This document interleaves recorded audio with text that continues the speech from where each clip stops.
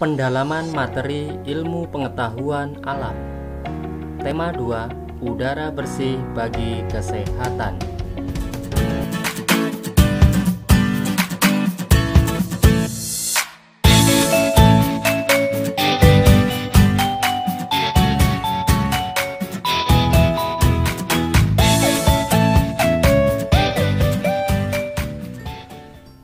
Pendalaman materi ilmu pengetahuan alam. Tema 2, udara bersih bagi kesehatan. Subtema 1, cara tubuh mengolah udara bersih. Sistem pernapasan hewan. Sistem pernapasan hewan disesuaikan dengan tempat hidupnya. Berikut nama-nama hewan beserta sistem pernapasannya. Yang pertama, cacing tanah. Bernafas menggunakan permukaan kulit basah dan berlendir. Yang kedua, serangga. Bernafas menggunakan trakea. Yang ketiga, ikan. Bernapas menggunakan insang. Yang keempat, amfibi. Di sini dicontohkan hewan amfibinya adalah katak. Sistem pernapasannya ada dua. Yang pertama, di air menggunakan insang dan di darat menggunakan paru-paru.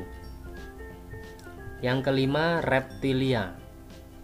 Reptilia ini contohnya kadal ya, kadal hewan melata. Bernapas menggunakan paru-paru. Yang keenam, burung.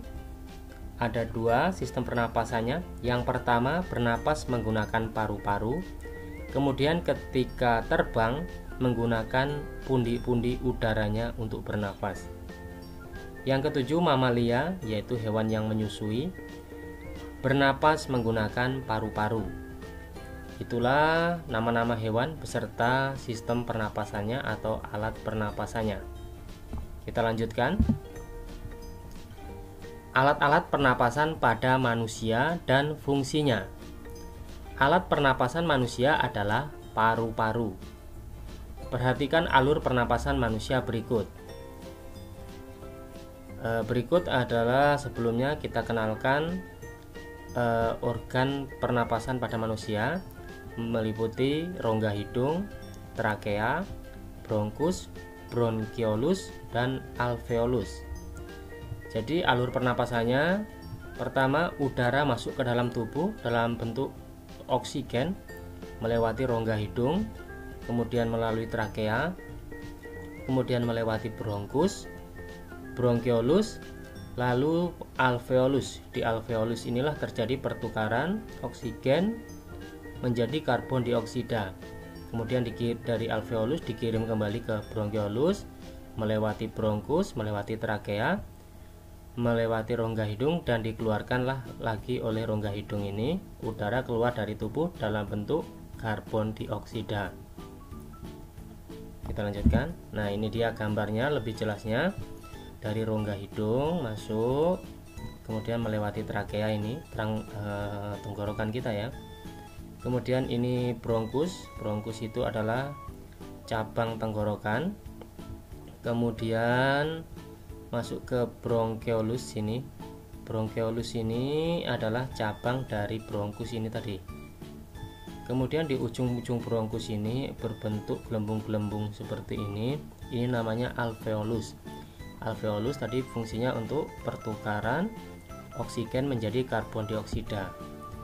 Kemudian setelah sampai di alveolus, maka udara tersebut bertukar menjadi karbon dioksida lalu dikirim kembali melewati jalan yang sudah dilewati tadi, bronkiolus, bronkus, trakea, kemudian keluar melalui rongga hidung.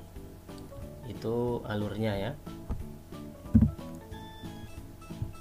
Nah, di sini untuk lebih jelasnya, perhatikan bagian-bagian tubuh yang berperan dalam pernapasan serta fungsinya berikut.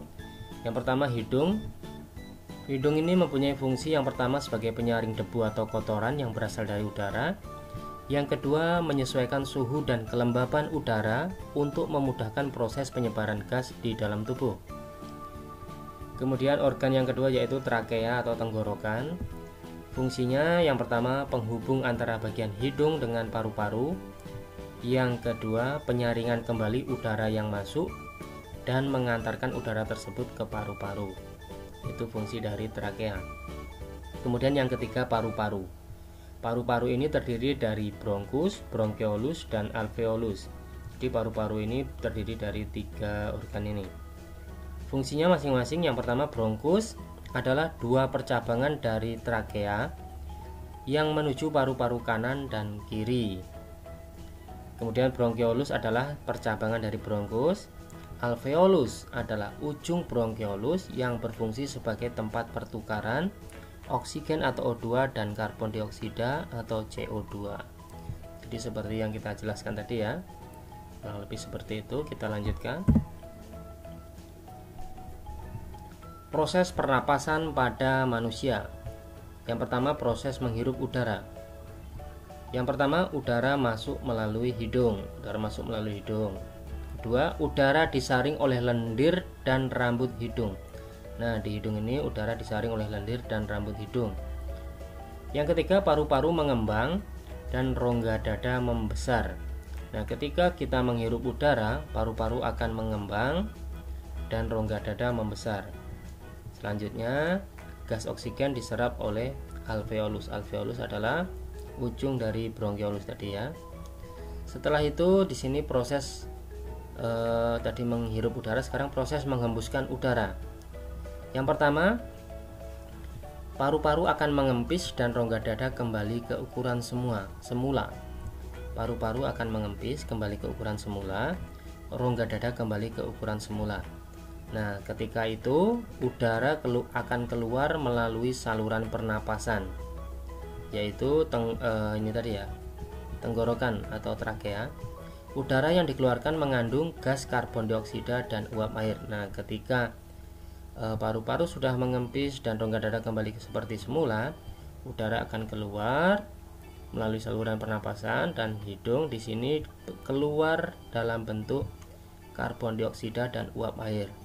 Untuk membuktikannya bisa dibuktikan dengan bernapas di depan kaca. Di situ akan ada uap air atau kaca akan berembun, itu artinya mengandung uap air. Kalau karbon dioksida tentu tidak dapat kita lihat. Oke, itulah tadi pembahasan tentang materi ilmu pengetahuan alam di kelas 5 tema 2 subtema 1. Semoga bermanfaat. Terima kasih sudah menonton.